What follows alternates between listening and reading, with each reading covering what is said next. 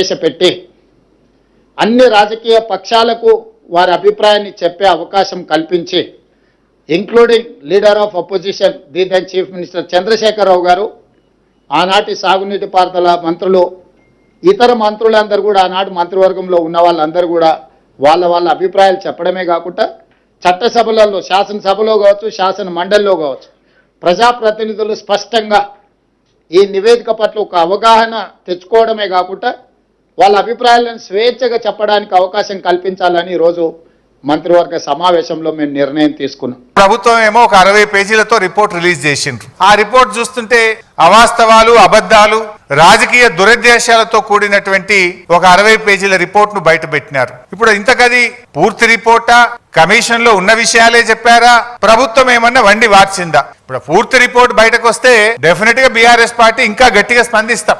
అసెంబ్లీలో పెడతామంటున్నారు.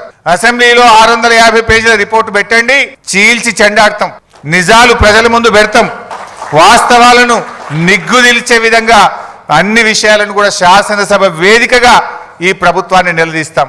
నిజంగా కమిషన్ రిపోర్ట్లో ఉన్న విషయమా, కమిషన్ లో లేనిది ప్రభుత్వం ఏమన్నా కల్పించి కొన్ని చెప్పిందా అనేటువంటిది తేలాల్సినటువంటి అవసరం ఉంది. ఇప్పుడు 650 పేజీల్లో నచ్చిన పేరాలనే లీకులు చేసిండ్రు, నచ్చని నాయకులను బాధ్యులు చేసినట్టుగా నిన్న ప్రభుత్వం రిలీజ్ చేసిన రిపోర్టు కనబడతా ఉంది.